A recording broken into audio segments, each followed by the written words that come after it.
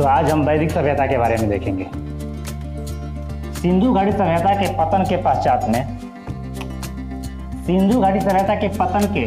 पश्चात भारत में जिस नवीन सभ्यता का विकास हुआ था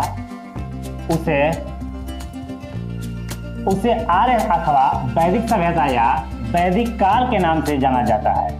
सिंधु घाटी सभ्यता के बाद अगर सिंधु घाटी सभ्यता जिस समय अंत हुआ, एक नया सभ्यता ने जन्म लिया, उसे वैदिक सभ्यता या आर्य सभ्यता या आर्य काल के नाम से जाना जाता है।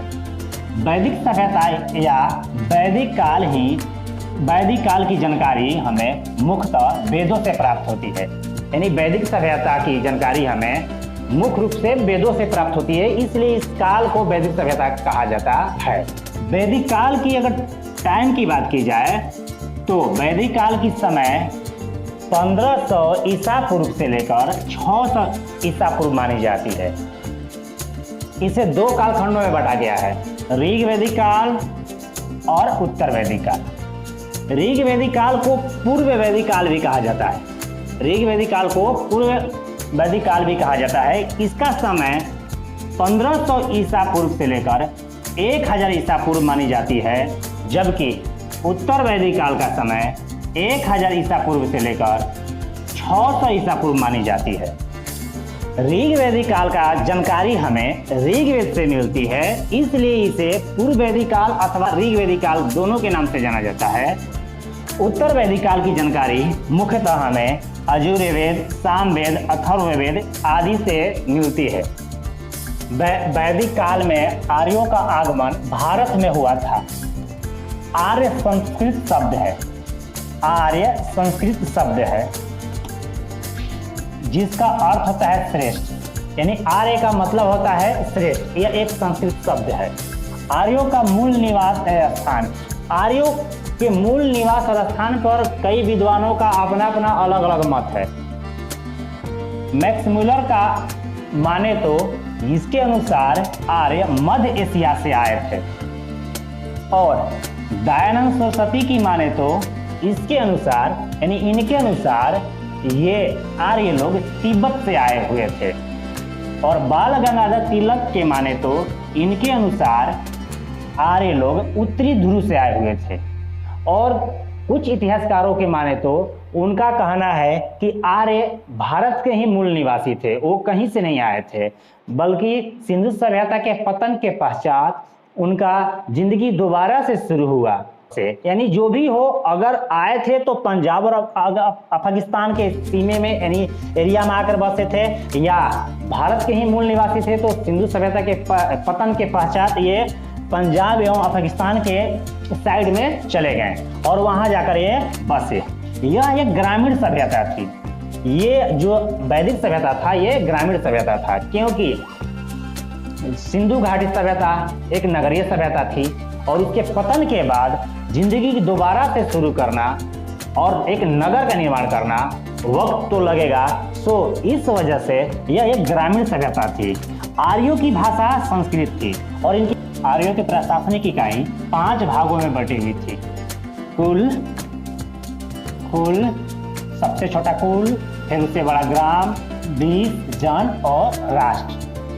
कुल कितने वेद, यानी वेदों की संख्या 4 है, जिसमें ऋग्वेद, यजुर्वेद, अथर्ववेद और सामवेद।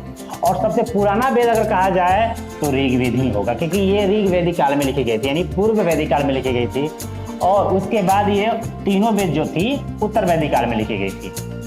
ऋग्वेद के बारे में थोड़ा सा और जानकारी हम प्राप्त करें तो ऋग्वेद सबसे प्राचीन वेद, इसमें 10 मंडल यानी 10 अध्याय, 1028 सूक्त और 10,462 ऋचाएं हैं। ऋग्वेद के तीसरे मंडल में गायत्री मंत्र है। जो गायत्री मंत्र हम लोग बोलते हैं ना, ओम भूर्भुवः तत्सवितुर्वरेण्यम, ये जो कहाँ से लिया गया है तो ये हमारा ऋग्वेद के तीसरे मंडल से यानी तीसरे अध्याय से ली गई है। ऋग्वेद में स्त्रोत और प्रार्थनाएं का संचयन। ऋग्वेद काल के प्रमुख देवता इंद्र थे, उसके बाद अगिन थे, उसके बाद में सोम थे।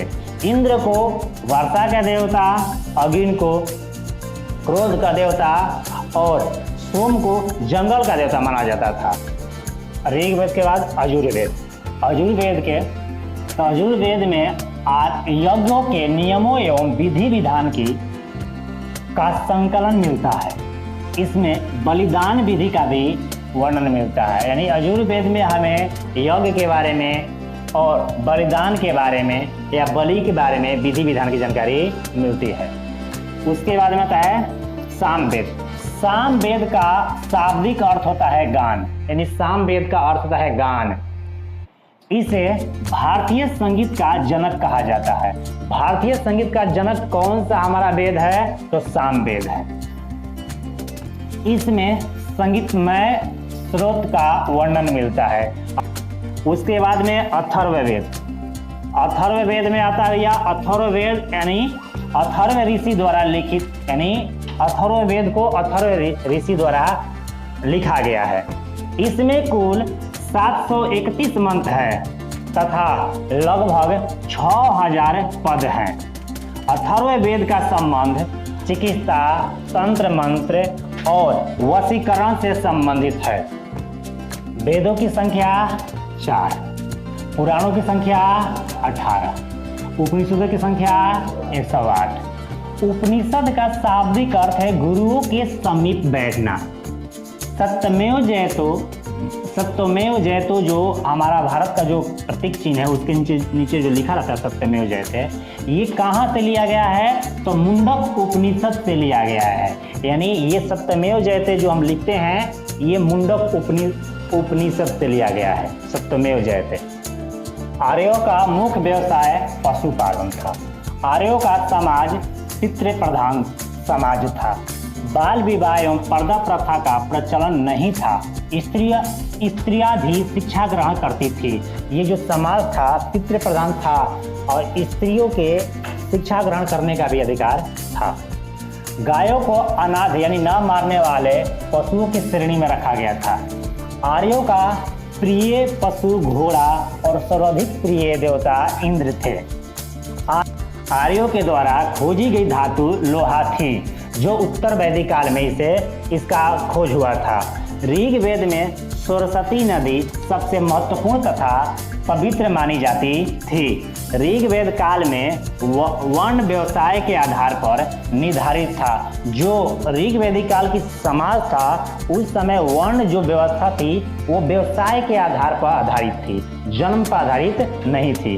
ऋग्वेद में गंगा का 1 बार और यमुना का उल्लेख 3 बार हुआ है। इसमें सिंधु नदी का उल्लेख सबसे अधिक बार हुआ है। ऋग्वेदिक नदियाँ जिसका प्राचीन नाम है और आधुनिक नाम भी है। सुत्रिद जो थी ये प्राचीन नाम है, उसे आज हम सतलज के नाम से जानते हैं। अस्कनी को आज हम जानते हैं चिनाब के नाम से। विपाशा का नाम आज है व्यास। कुंभा का नाम काबुल। सादानीरा का नाम है गंडक। सुवस्तु का नाम है स्वाता। पुरुषणी का नाम है रावी। विस्तता का नाम है झेलम। गोमती का नाम है गुमल। दृश्यदिति का नाम है घाघर। क्रीमु का नाम है कुरम। ये है हमारी ऋग्वैदिक नदियाँ जिसे आज हम इन आधुनिक नामों से जानते हैं। उत्तर वैदिक काल के प्रमुख तथ्य को अगर देखें उत्तर वैदिक काल के तो उसके प्रमुख तथ्य थे। उत्तर वैदिक काल में इंद्र के स्थान पर प्रजापत्य सर्वाधिक प्रिय देवता हो गए। अब ऋग्वैदिक काल के बाद हम उत्तर वैदिक काल की बात करें तो पहले तो ऋग्वैदिक काल में इंद्र थे सबसे प्रिय देवता, उसके बाद में अब क्या हो गए? प्रजापत्य सबसे प्रिय देवता हो गए। उत्तर वैदिक काल में वर्ण व्यवस्था की बजाय जन्म पर आधारित हो गए। ऋग्वैदिक काल में जो जन्म व्यवस्था वर्ण पर आधारित था और व्यवसाय पर आधारित था, वो अब उत्तर वैदिक काल आते आते वो जन्म पर आधारित होने लगा। उत्तर वैदिक काल में समाज 4 वर्णों में विभक्त था: ब्राह्मण, वैश्य, क्षत्रिय और शूद्र। और यौ यानी गौ, व्रीहि माने धान, मांड यानी उड़द, गुदग माने मूंग, गोधूम माने गेहूं, मसूर यानी आदि खाद्यान्नों का वर्णन आयुर्वेद में मिलता है। यानी उन्हें इन फसलों का और खाद्यान्न चीजों के बारे में ज्ञान थे। उत्तर वैदिक ग्रंथों में लोहे के लिए लौह आयस्क एवं कृष्ण आयस्क शब्द का प्रयोग हुआ है। अंतरजी खेड़ा में पहली बार कृषि से संबंधित लौह उपकरण प्राप्त हुआ है। अंतरजी खेड़ा से सबसे पहला बार लोहे का साक्ष्य मिला है, जो कृषि के लिए इसको का इस्तेमाल किया गया था। यानी सबसे पहला लोहे का साक्ष्य हमको अंतरजी खेड़ा से मिला हुआ है, तो वो ये है। ये थी हमारी वैदिक काल की ओवरव्यू में जानकारी, और इसकी अगली बातें हम लोग अगली वीडियो में करेंगे।